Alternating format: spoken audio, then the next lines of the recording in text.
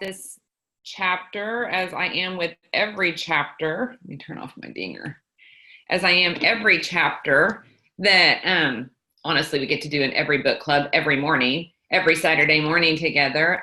But you guys, this one is so important. And this whole book, I really hope that you guys have really captured the vision of how important this book is and everything that it teaches us on our journey into our new life, not just our Arbonne business, our network marketing business, but your journey to your new life, because it's going to take everything that this book is teaching us to be able to go to the life that you can have. Without what we are learning in this book, we will never get to where you can get, because you can absolutely get there, but you're not going to get there on what you have up until this point in your life. And this chapter is really magnifying that to us, I think, more than anything. It says, I will be the designated driver.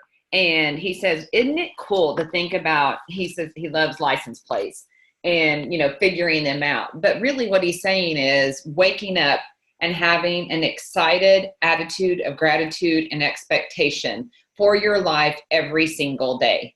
And you guys, I know that when I got my Arbonne business, an opportunity and gift given to me, I did start waking up, and still to this day, I just shared on my huddle call this last week, 16 years later, I wake up with this excited opportunity for life and just expect great things to happen for me in my day. But he says, imagine coming out of the chutes each day and exuding an attitude to expect to win. Do you guys expect to win, or do you wake up with the heavy burden of what you're going to have to do that day, or things you're going to have to do to get out of your comfort zone that day, if you even give yourself the opportunity to expect to win? And you guys need to examine how you are in your head first thing out of your, when you wake up and your eyes pop open, because that's going to set your day in motion for what it is going to look like for you. But he says, how terrific to live a life with the idea that this is one great day. It makes you glad to be alive, ready to jump into the arena of life rather than just drag through another day. It is a wonderful way to live. But ask yourself, which one are you? Do you expect to win and have a great day? Or are you waking up dragging through another day? Those are your two options, and you need to be real with yourself right now and decide where you are and what you do and how you start your day every day, because it sets your life in motion and in the direction of the way it's going to go. He says that a little inspiration of life turns into aspiration. And he says, for fortunate people, strong positive feelings coupled with strong positive thoughts, equally strong thoughts, when those two are fused together, a strength of will is forged, resulting in an action that can change a life. And you guys, that is where every Saturday we get on here, we may be inspired, and it feels good to be on this club together and in this club, because we roll like this in this positive, strong, expecting to win attitude on this book club. But if you don't couple that with equally strong thoughts, we're not going to see a life changed. And that's where we have to do like what I was talking about whenever I was talking to some of the coaches, coaching calls with some VPs, and they were saying, I'm so grateful for the training, because I have my down thoughts, but I mentally, because of book club and all the training that we've been given, I can pull myself out of it and get myself back onto the strong thoughts of I can do this and I can win. But it's those two things fused together. It's inspiration and aspiration, feelings, but with strong thoughts. And that's where we work so hard, you guys, to grow ourselves mentally and to grow our mindset and the become mentally tough, like Dr. Barrett is teaching us in this book. He says, so how does network marketing fit into this, expectation for life?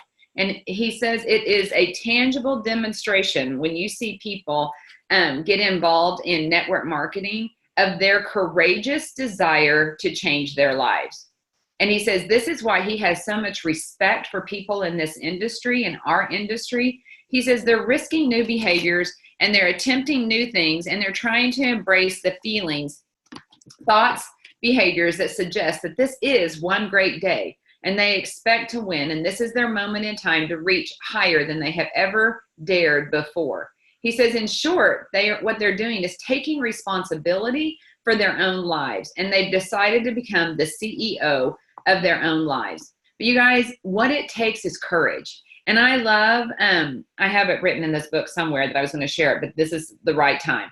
Cecilia Stoll, if you guys haven't followed her on social media, you should go follow her on Instagram and look back to the post where she's taking a picture with our CEO, Jean David, and Jacques Rocher, who is the owner of our parent company and one of the leaders of our parent company, and talking about what an honor it is to stand between them and how passionate she is in her business today as much as she was when she started, and inviting people to come and join her.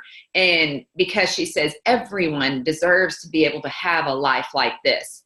If you all just would follow her lead and just courageously do that. And I said on my huddle call when I shared this post, I said, you guys, I did that when I came out of the gate. You guys may look at her and go, yeah, she's 12 wide. She's #1 income earner. It's easy for her to stand up and post that, standing between the CEO and the owner of our company. But you guys, I did that and still do that today, 16 years in my business, but it is how I started my business from day one. I came out of the car presentation that I got my eyes open to this gift and this opportunity with the idea that I expected to win. And that I was so excited and inspired that I wanted to invite everyone else to my world to join me, and because they could do it too. I believed it with everything I had. And I told them, I love watching Cecilia do this 30 years, almost 30 years in her business, because I feel this way 16 years into my business, but she's my vision for what I'm going to be like whenever I'm 30 years into this business. And I'm going to be able to still be saying what she's saying and inviting people with passion to join me in my business so that I can help them, invite them to this life that I have been so blessed to live. But she says at the end of this post, you guys, that what this business what it takes is courage, and courage is a choice. So yes, we need inspiration. Yes, we need aspiration, strong thoughts. But what you really need is courage.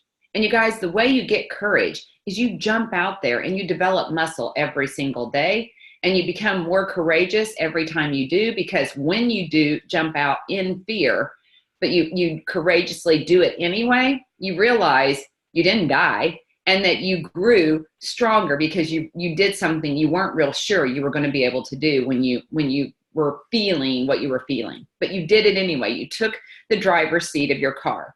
But he says in this page that sometimes we do need a designated driver. And he talks about, whenever people pick a designated driver, and you have to, because they're being responsible. He says sometimes the most responsible thing a person can do is allow someone else to take responsibility for his or her safety.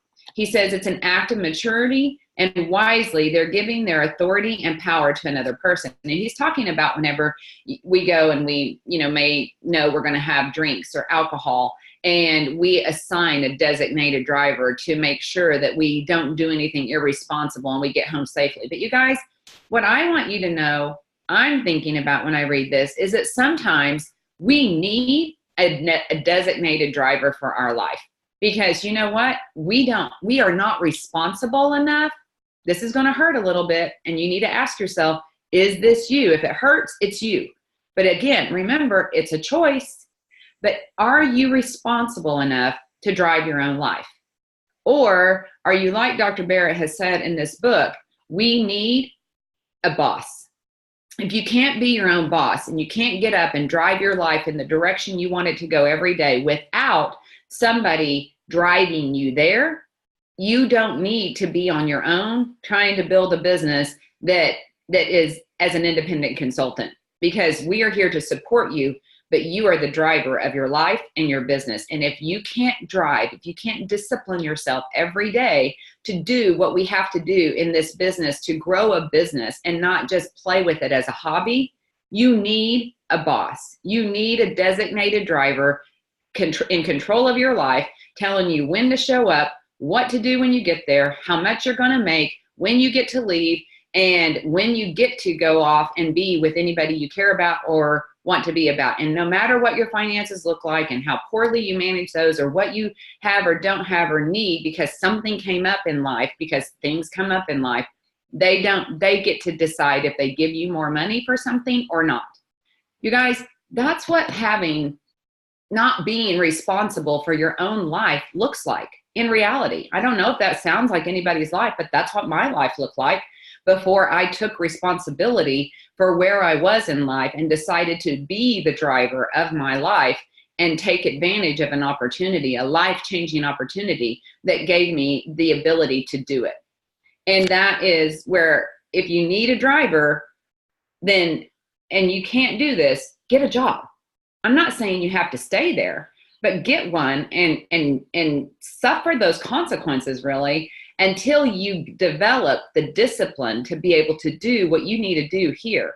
And let it be what drives you to do this. Let it be what wakes you up to going, I do want to become the driver of my life, because I don't want to have a driver, a designated driver that is taking me and in control of me and doing whatever it is they want. It's a choice, you guys. You don't have to have a designated driver. You can be the driver. And it is the safest way when you're thinking and working responsibly. If you're not thinking and working responsibly, you need the driver. If you are, and it's a choice, you get to be your driver. He says, so on the other hand, he's amazed at how often I see perfectly capable people allowing others to be their designated drivers. We are all perfectly capable people. It's a choice. And he says, not just for their cars, but for major portions of their lives. They hand over authority, power, decisions, or control to someone else and give others undue influence over their lives. This next part, you guys, is in italics. So he would be reading it to us if he was on our call, like he was a few weeks ago. He says they habitually allow someone else to make decisions for them, even though they are the ones that have to live with the consequences of those decisions. They allow someone else to make them, and they keep giving their power away. You guys, so this is where you get to live with those consequences. If we're going to keep giving it away and we're going to keep accepting and going wherever somebody wants us to go or life wants us to go, and we're not in control of that, we get to live with the consequences. No one else does. And that's when you need to get your belly full of it. When your belly gets full of having to live with somebody else's consequences for your life, then you get to be able to stop it and do something about it. And he gives examples on the next page of somebody who picked a major in college because it was what was expected of him, and somebody who married somebody who wasn't well suited for her because it was what, you know, her family wanted her to do, or somebody who stayed in a current job situation because he was, even though he was frustrated, because they needed him there. And then he talked about a person who didn't get involved with network marketing because of what they were unsure of what their friends would think. And you guys, this is the one that's going to, you know, you may relate to all of those, but this is the one we're going to talk about today. Many people get involved in network marketing because they're accustomed to being their own designated driver. They're comfortable making decisions about the direction and management of their lives. While valuing the counsel and opinions of others, they happily accept responsibility of making their own life choices. Network marketing for these people is a perfect environment. So if you're one of these people that value what other people think, you know, these people valued what their parents thought, what their loyalty was and their bosses thought of them, but they did not let them make their choices for their life for them. And those are the people that use the opportunity, that are a great fit for Arbonne in the network marketing industry, because even though we value it, we understand the reality that we are the ones that live with our choices and our consequences. And if it's not okay with us, We can't do what somebody else is wanting us to do or wishing. If I had done that, you guys, I would have never grown a business, because whenever I started my Arbonne business, my doctor did not, I mean, his opinion of this industry, his opinion of Arbonne, his opinion of me wanting to do something other than being letting him be the designated driver of my life and having me do everything he needed me to do when he needed me to do it. He did not want me to do this at all, you guys. I valued his opinion. It was so hard to push past what he thought of me.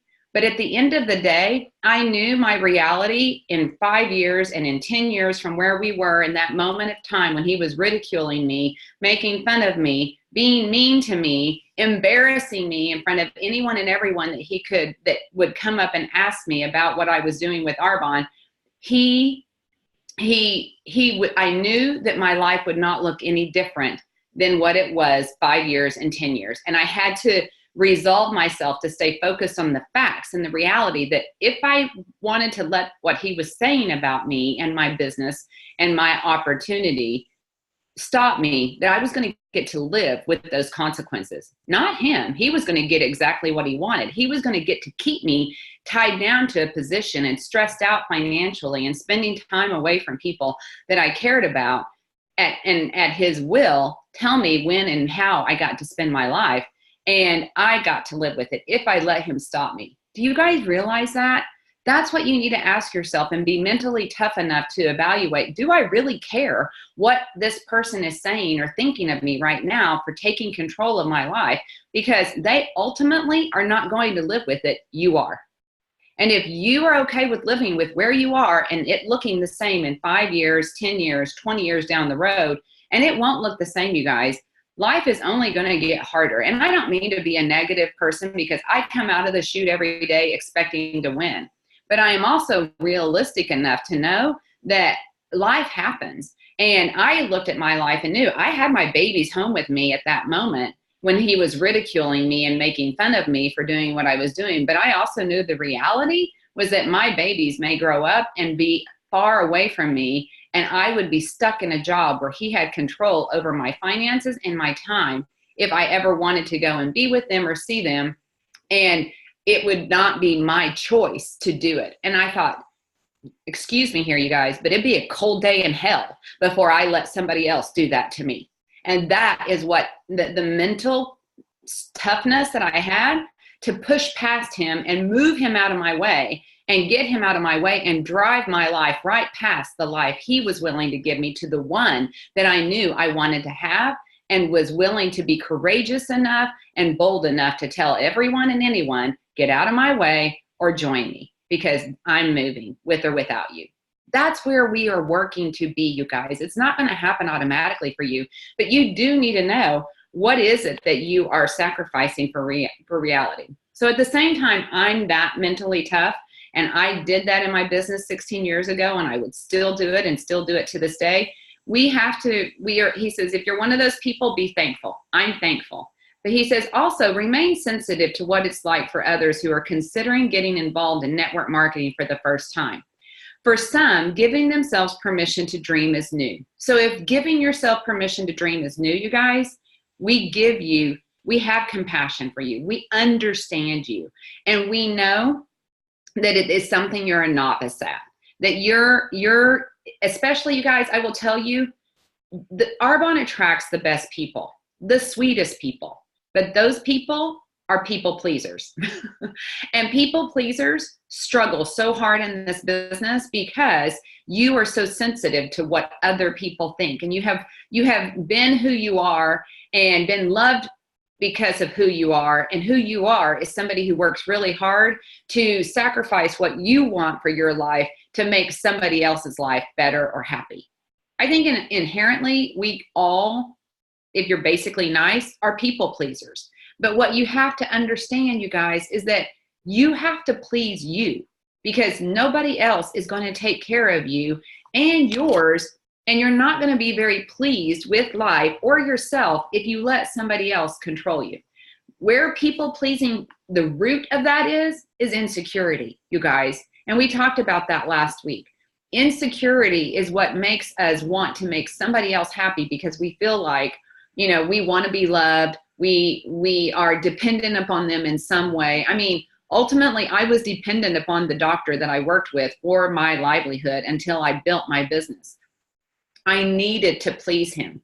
But I knew that as long as I did my job and I didn't do anything wrong or illegal, I was doing everything I needed to please him. And either he got to be happy with me or he could find somebody else besides me.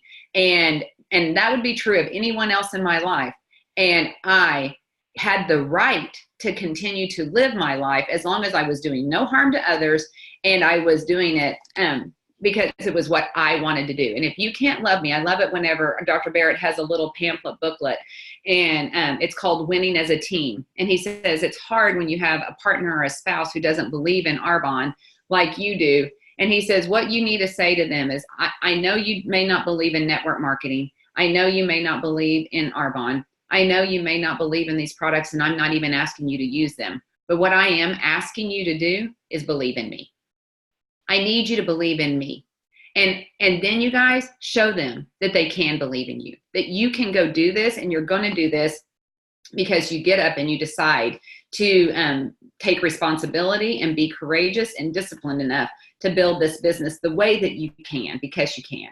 He says, so for some of them, giving themselves permission to dream is new. Acknowledging that they want their circumstances to change may be new. Have you just now realized that you want life to change? Do you feel guilty about that? Or are you okay that you go, wow, I just didn't know I could dream bigger? You guys, this is the Dare to Dream book. I've challenged you because I tell everyone, myself included, I don't dream big enough for my life. I don't dream big enough for the Almighty God who created me and the plan that he has for me in my life. I'm scratching the surface of. But whatever it is for you, are you dreaming big enough? Because that is where it's maybe brand new, and you may even want to talk yourself out of those dreams, you guys. But I tell you, there's a book called The Dream Giver by Bruce Wilkinson. And the dreams that you have in your heart were given to you. And it's for a bigger plan and a bigger purpose so that you can become more, so that you can give back more and make a difference and save lives, which is what people do whenever they have an opportunity that's bigger than them.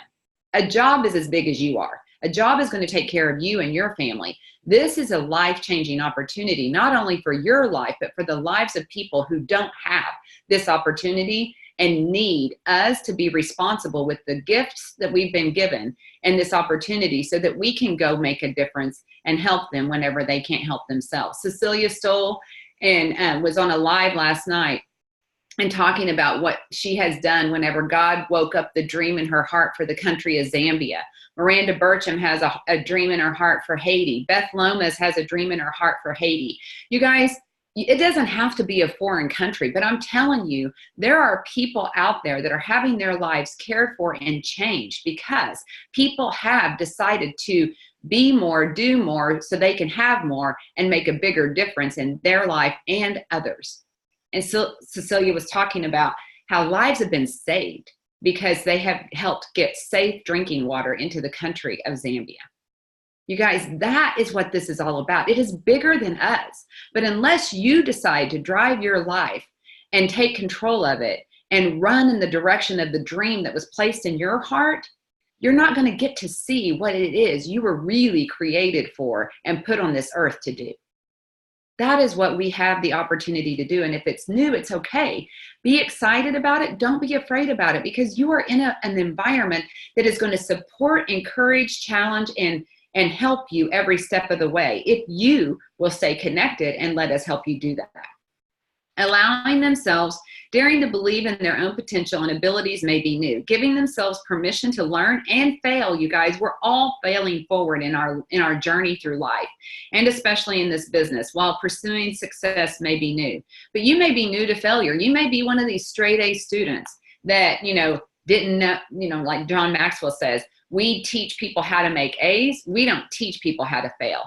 And people stink at failing. You fail once and you feel that sting to your pride and your insecurity flares, and you start worrying about what somebody might think of you, and you take yourself off the playing field and you're like, I wasn't cut out for this. I wasn't made for this, and it's not true. You are, but you have to be willing to fail well and know that sometimes we win, sometimes we learn. John Maxwell book. Failing Forward, John Maxwell book. If you need to learn how to get better at failing and stinking it up a little bit, go back and read some of those books. Grow some muscle and mental toughness in that area of your life.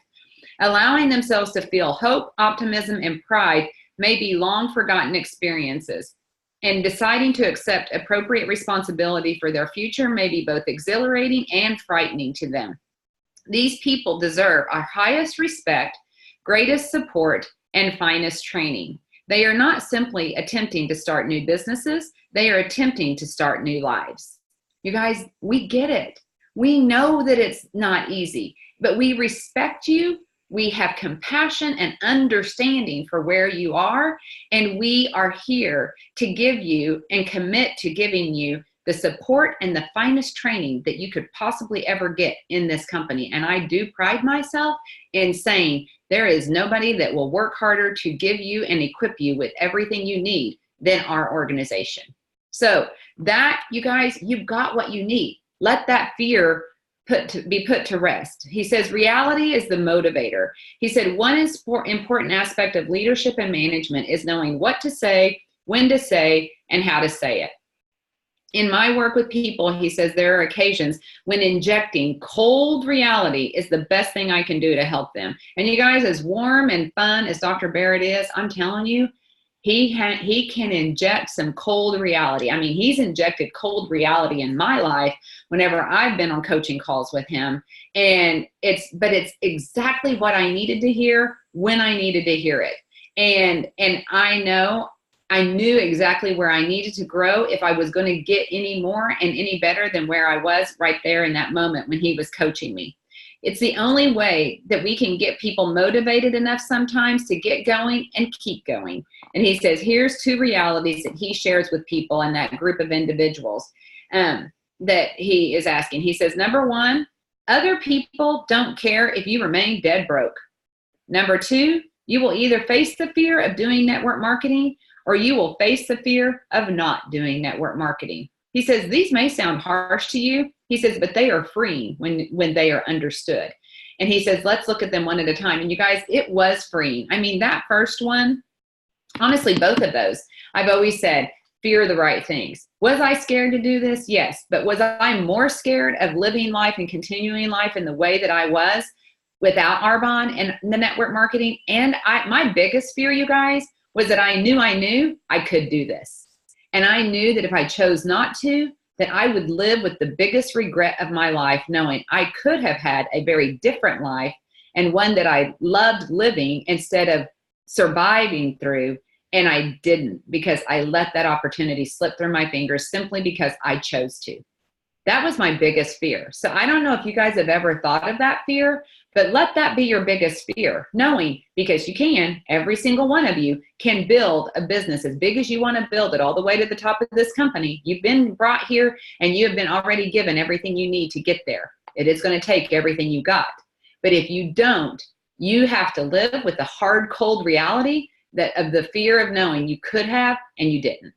That was my greatest fear. Even though I had fear of not having my family do all that, my fear was that I'd have to live with the regret of knowing I let it happen. But the other reality was also one that kept me going.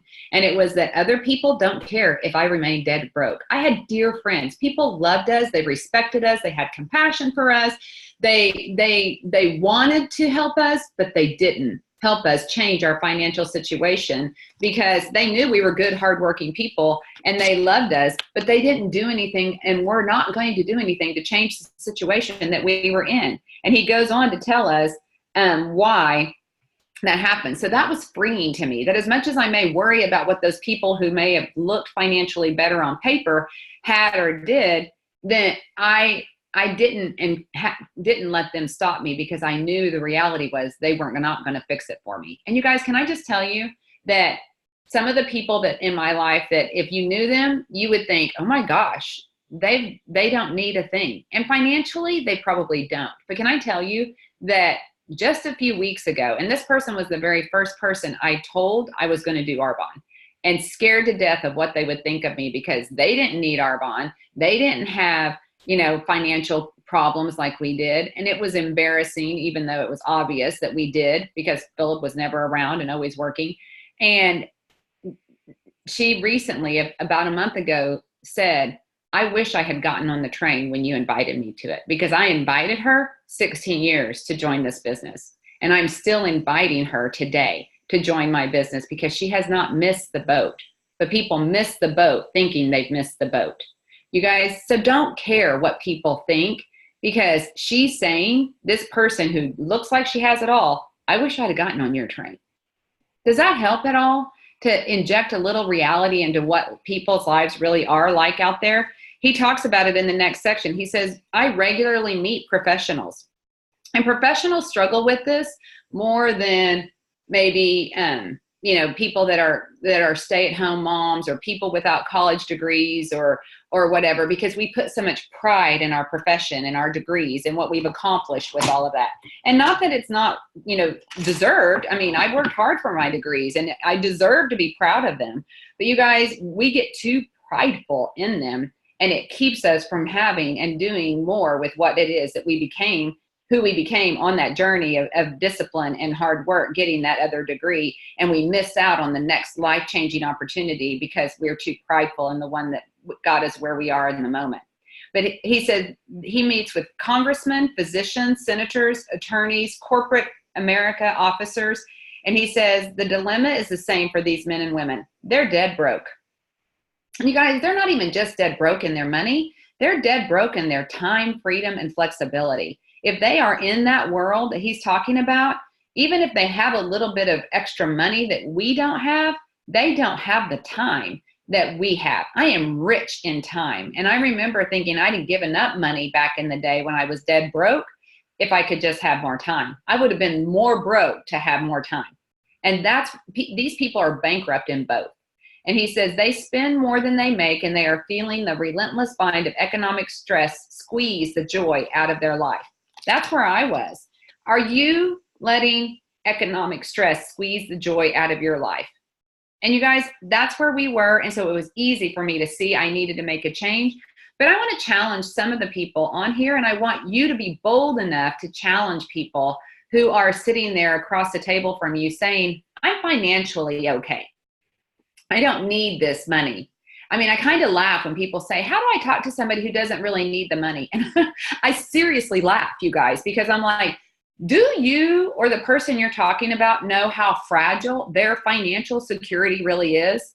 Again, I don't mean to be a Debbie Downer, but I can rip somebody's financial security picture apart in a second by asking just a few questions. And I will tell you, it's the ones that I wrestled with every single day. If your financial security dies, how secure are you? I knew that if me or my husband, major providers for our family income-wise, were not able to be there to make the check for us the next day, we would be toast. And that was the question I got asked whenever I went to the Arbonne opportunity.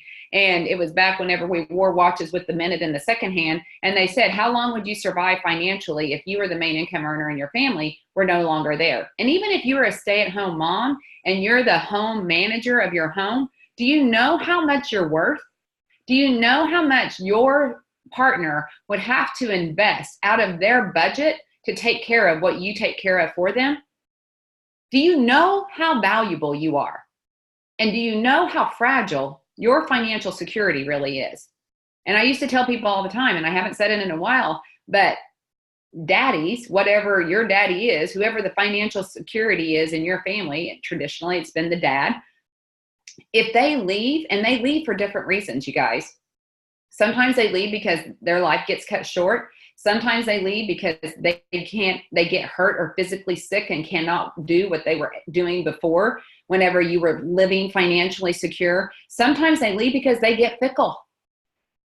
And you know what? I remember looking and thinking, not that my marriage has ever been in jeopardy, you guys, but I always injected the cold, hard reality that if for some reason, any of those reasons, Philip was no longer there and I was the one left to provide for my family, would I be able to look into the eyes of my babies and tell them, don't you worry, Mama's got you. Don't you worry, I can take care of you. Can you say that? And if you can't, how financially secure are you? And I know this may be hard, cold reality, and it may not even be fun to listen to, and you may want to hop off this call right now.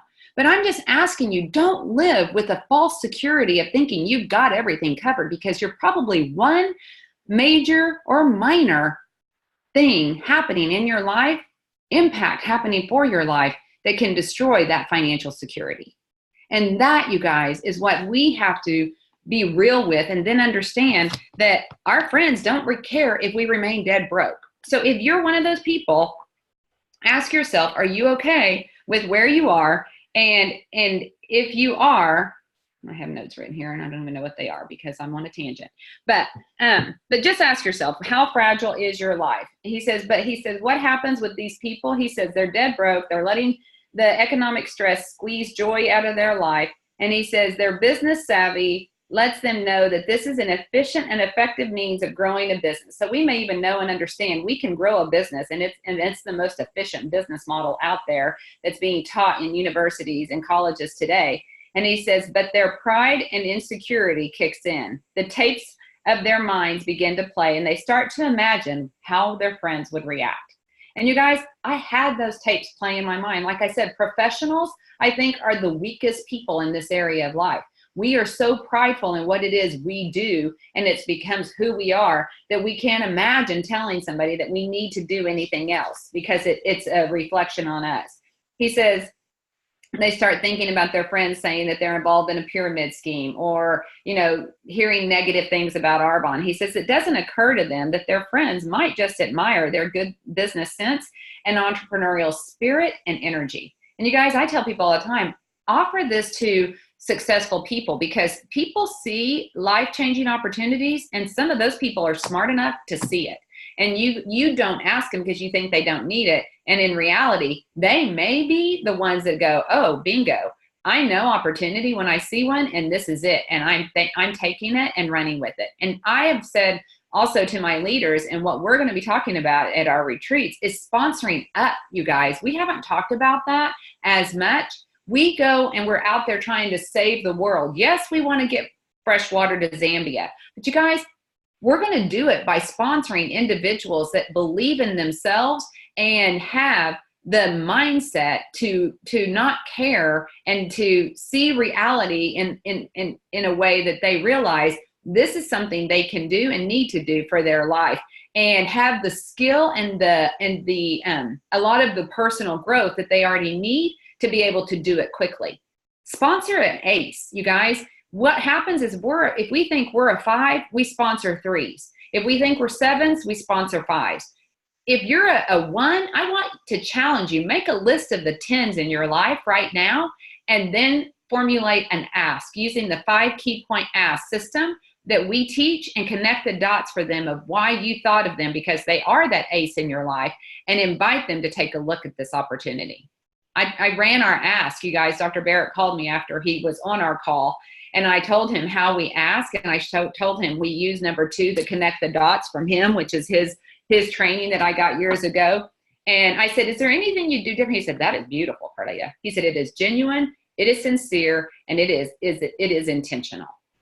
And so you guys, that is, and he says, that's what we need more of in this industry. So be confident in that 5 key point ask, that it is exactly how we should ask. But I want you to, as a 1 or a 5 or a 7 or a 10, go look at the 10s in your life and ask them to take a look at this business. Because my 10 I asked 16 years ago is saying today, I wish I had gotten on your train. And I'm still asking that 10 today.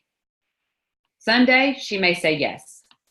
So you guys, don't let pride and insecurity kick in and stop you. He says, when they do this, they have just given their power over to their friends. He says, unknowingly, they appoint their friends as the designated drivers of their life. And he says, to protect their social image instead of solving their problem or chasing their dreams or a life-changing opportunity. He says, when I see someone make this decision, I will say something like this. Do you mind if I inject a little reality into your situation? Your friends really don't care if you're dead broke and stay that way forever. And that is what I knew in my head. He says their conversation over dinner is going to look a little bit like this. The wife is going to say, hey, did you hear that Bob and Sue cannot pay their mortgage this month? Isn't that sad? Husband, that is really terrible. I feel sorry for them. I hope that doesn't ever happen to us. By the way, please pass the salad.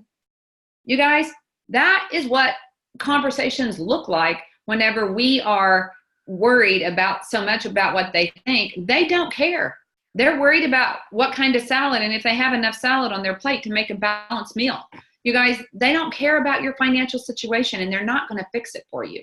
So we have to quit caring so much and letting that stop us. He says this is about how much time they will spend lamenting over your dilemma. And the reasons for this are simple. He says they're truth, they're factual. And again, these are truths that I live by and reminded myself of on my journey. He says, number one, they assume if you are chronically broke and living on the edge of financial disaster, then you must not mind it. And he says they assume if you didn't like it, that you would do something about it. Since it doesn't seem to bother you, they are not going to let it bother them. And you guys, I've had to learn this on my journey. I thought everyone would let me help them if they just knew there was help available and that they would trust me to work harder for them than they work for themselves. And what I have to do, and probably the most painful thing I've had to learn how to do on my journey, is accept that if they're okay with the life they're living, I need to be okay, because I can't change it if they don't want to. As much as we want to help you, we can't make you do this or change this for you if you don't let us. Can we help you? Absolutely. Does this work? Without a doubt. But do we need your buy-in? Yes. We need you to be the designated driver of your life and take responsibility and let us help you. But if not, we have to let you go and assume it's okay with you so it gets to be okay with us. Second thing he says is they correctly know that your financial matter are your responsibility and not theirs. So while they may care, they're not going to accept responsibility for the situation, for the solution to your problem. 3, they're too busy trying to hold their own lives together to spend too much time worrying about yours. Zig Ziglar, when he jokes, if we knew how seldom people thought of us, we would stop worrying about what people thought of us. And the 4th is your friends will struggle with your financial success more than they will struggle with your financial hardships. And that is true, you guys. I've had some of my financially successful friends that I talked to early in my business that didn't say yes to me in this journey when I asked them, but whenever, and they didn't fix my financial problems whenever I had them. But after I got successful, I've had people physically ask me, how did you do it, Carlita? We lay awake at night and we talk. How did she do what she did in the amount of time that she did it? And it keeps them awake. It boggles their mind that this business helped me transform our lives in the way and at the rate that it did. So you guys, we have to assume all of these things are what people are doing, and it's okay, because this is the truth. That it's not their job, it's not their responsibility, and they are not going to fix our problems that we created, because they've got their own problems that they're struggling with and worrying about. When people begin to grasp these realities, it frees them to stop allowing others to be the designated drivers. And he says, over time, you get to live with the consequences. They get to live with the consequences of their decisions, and their dreams becoming reality, and their circumstances are positively transformed. And those are the good consequences that can happen when you take responsibility and you forget and you start becoming truth, reality, becoming in contact with reality of what these people are saying. And it doesn't matter. You do your life and Arbonne and network marketing anyway, and you get to transform your life positively. The second reality is you'll either face the fear of not doing network marketing, or you'll face the fear of doing it or not doing it, like I talked about, and how my biggest regret was knowing that I could, thank you, Lisa, that I could do this and I didn't, and living with that regret. But you guys, so what? No matter where you are and what you've done or haven't done in this business so far, today is a new day. Today is the first day of the rest of your life. And you get to decide if you want to do something about it today. And if you do today, we will absolutely still support you. I have chill bumps right now because I know of people that I would love to say, come back. People ask me, how many times do you have people come back and say that they're going to do this? And do you still believe them? I'm like, I don't care if you come to me 99 times and said you were going to do this, and then you walk away and you did nothing those 99 times. When you come back to me on the 100th time and you say, Carlita, I want this. I am ready to do this. I need your help. Will you help me? Guess what you're going to get from me? You're going to get a hug. You're going to get a high five, and you're going to get the absolute 100% belief from me in you that you can. Because I know, the moment you decide, the critical moment of decision where you decide to take the driver's seat of your life is when this can happen. And if you are telling me that that's when it's going to happen, it's when it's going to happen. Because it's not when I want it, it's when you want it. And if you tell me you want it, I believe you. And I don't care how many times you have failed on your journey on the way here, I believe you today. That is truth. And that is what we all need, you guys. We need people to believe. People need us to believe in them because they don't have people out there believing in them. He says whenever he sees people getting robbed, he says that this is what he teaches his people. Instead of talking to the police, he says, I talk to the victim. And he says, I tell them what they need to do the next time they're attacked. And he's talking about being a victim of crime. He says the victim is another individual in network marketing. The criminal is fear and the crime is theft. So he's saying we're the victim, the person in network marketing. The criminal is our fear, and the crime that they're committing, that fear is committing against us, is theft of dreams and courage. And he says this thief must be faced, fought, and conquered. And you guys, like I said, Cecilia's post says, what this business requires is courage, and courage is a choice. That's all you have to do is choose to decide and fear the right things. Don't be afraid of this industry. Fear the life you would have if you don't do this, and fear knowing you could have, but you didn't, and living with that huge amount of regret, knowing you let the life that you were created to live and the differences that you could make slip through your fingers.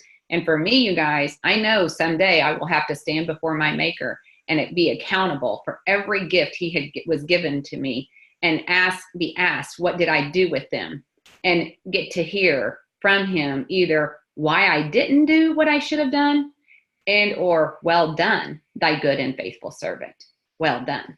And that is what I live for. And the only one I choose to please, or at the end of the day, boil my and get my thoughts back down to being mentally strong enough to know that I can't care what anyone else in my life thinks if I care about what he thinks for my life. That's what I have that drives my life. Who is it in your world that you're working to please? Because that's who I work. And I know that if I use everything I've been given, he is going to be well pleased with me, and I will hear well done. So that you got to decide where you're going to hear your affirmation from, and is that what's driving you in your business today? He says, fear has a chokehold on people that renders them immobile. In network marketing, fear is the invisible cause for lack of productivity and success. The sensation of fear obscures vision, changes goals, and shifts priorities. He says on paper, he says this guy came in to network marketing, again, probably a very successful professional, and looked like he should have phenomenal success in network marketing. But the tapes that played in his mind told him that he was not competent enough to speak with professionals or small business owners in his little community. And this erroneous belief created a sensation of anxiety for this person over time. And what he chose to do was just to back off and let that feeling of anxiety go away. He says, but when the time arrived to interact with the people, Ed's imagined confidence vanished. So that confidence he thought he had went away. I mean, how many times do we get excited, think we can do this, and then when it comes down to when the rubber meets the road, we're like, I can't. And he says his vision of success was gone. His dreams seemed laughable. The business he was excited about now seemed silly. And the thought that anyone would listen or respond to him felt like the most foolish thing he had ever imagined. He says his big dreams, he says in a millisecond, he changed his priorities. His big dreams, goals, future plans, and good intentions were all traded for one simple but immediate goal.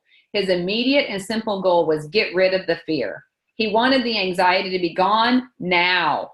And that anxious moment, he did not care what it would cost him in the future. He didn't care. He was like, like set me free. It's like having somebody with a gun to your head and then saying, do you want to do this or not?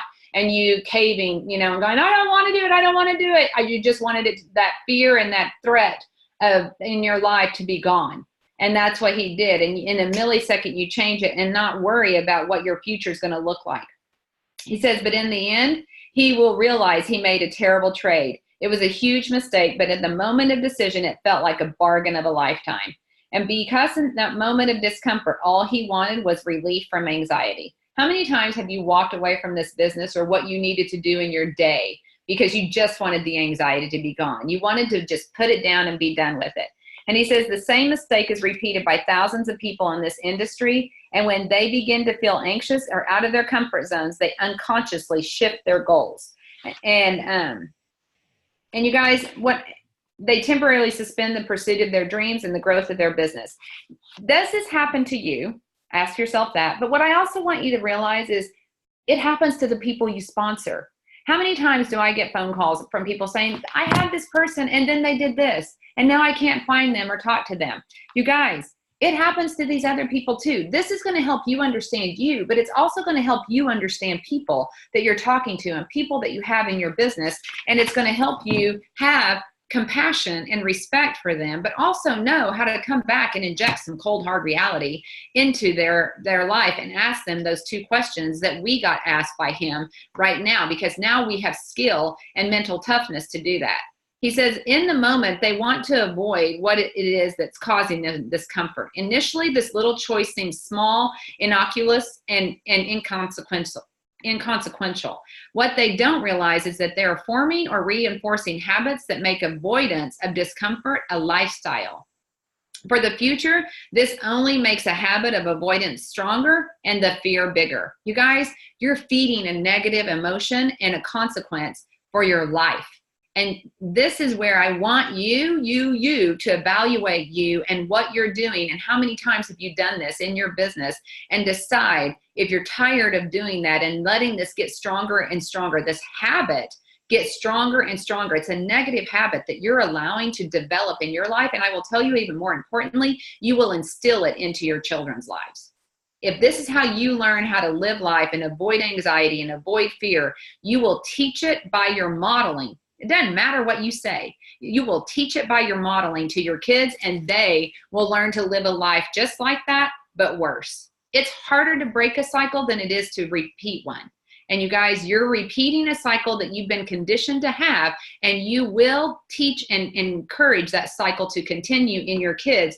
And that should be a why big enough to make you learn how to do it differently. He says to break the power of this pattern, he injected some cold reality into his world. And he could say, because he knew Ed and cared about him, John Maxwell, they don't care how much you know till they know how much they care. Do people know how much you care before you do this? Ed, I know you're frightened and you feel intimidated to talk to some people, but let me tell you something. You will either face the fear of doing network marketing or you'll face the fear of not doing network marketing. The choice is yours. And you guys, that's it. The benefits of avoiding fear may seem enticing. Avoidance seems to make fear diminish. It allows you to experience a calm in the moment.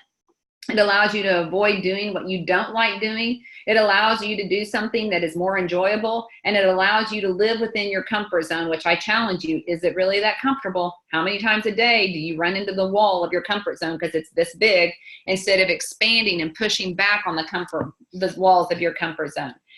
The cost of avoiding fear, he says, the cost of avoiding fear are continued avoidance makes your fear stronger. It increases your stress and only camouflages your anxiety. It prevents growth of your business, growth of you as a person. Avoidance sabotages your confidence. You have and lose your confidence. Avoiding little fears today will create very large and real fears in the future. Avoidance will cost you your dream. Avoidance will keep you right where you are financially, hopefully, if impact doesn't happen. And little things I avoid today will be big regrets for my future. Highlighted that one because of what I've shared with you already. Trading your years and years of future freedom to avoid brief moments of discomfort is a horrific life and business decision. That's the cost, you guys. Look at the list. Here's the benefits. Here's the cost. And they're big. Horrific and life business decision. A cost-benefit analysis of avoiding fear. Notice that the costs are real, significant, and long-term. The benefits are mostly imagined and only temporary.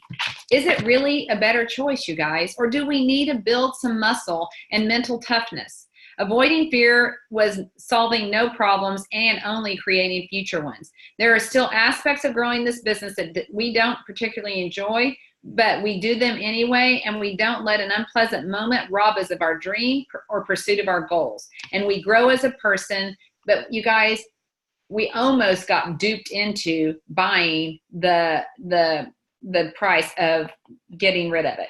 So what about you? Are you ready to chase your dream, grow your business? Then you'll have to face your fears. You will have to step out of your comfort zone and do things that are new, different, and uncomfortable. There is no way to avoid this because you have to grow as a person if you're going to grow as a successful business, you guys. One doesn't come before the other. Understandably, and you guys, I just want to say, we have people on this call, but like when Dr. Barrett was here, we had over 200 people on one of these calls and then more on the Facebook. Do you realize that's people giving up the desire to grow personally? I mean, this is where we get a lot of it. And unless you're doing it all out there on your own, and if we were, we'd have exploding businesses. So understandably, many people would like to grow phenomenal, successful businesses without ever getting out of their comfort zone. They want great success with no stress. They want great achievement with no anxiety. They want great rewards with no risk or hard work. It's understandably attractive. Unfortunately, it's not possible. So he says you cannot do one without the other. And as you envision growing a business, what are some things that are the least comfortable for you? What are you afraid of? What will tempt you to avoid, delay, or ignore? What are the action points that you will use to get around? This is your homework, you guys. What skills and actions are part of growing a business that disqualify you from involvement? You know yourself well enough to identify those pockets of self-doubt, and you already know where you're dragging your feet. You can identify your areas of internal resistance. Where have you wanted to push back on me today?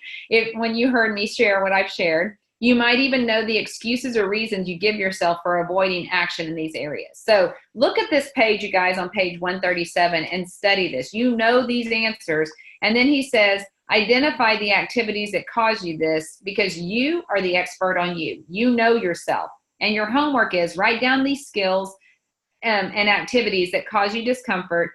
And then the first step in managing your fear rather than letting them manage you, and your list is unique. Identifying it, being like coming face to face with your fear and staring it down and pushing past it anyway.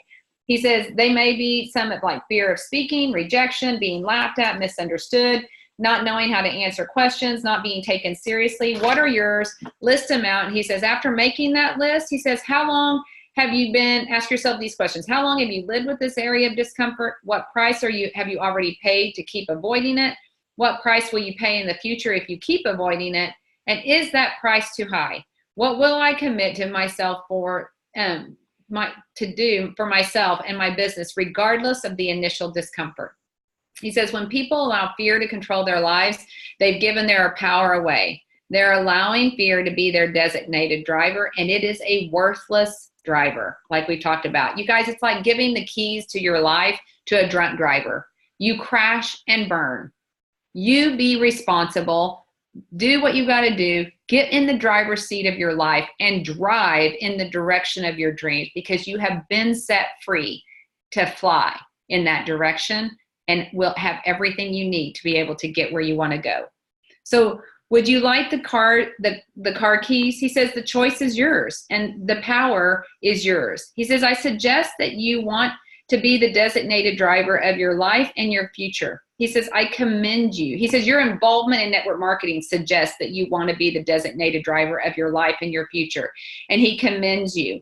He says, your involvement suggests that your life is at a crossroads. You're at the intersection of old habits and new opportunity. My hope is that you will make the right turn into the avenue of new opportunity. And as you progress down the road, I further hope that you will allow yourself to be the designated driver, zealously guard the tapes that you allow to be played in your head, gladly accept the fact that your finances and your future are your responsibility. Don't give your power away to others or to fear. As you drive, remember, this is one great day. Expect to win. This is your moment in time. Grab the keys, drive your business, head for the winner's circle because you belong there. You do belong there.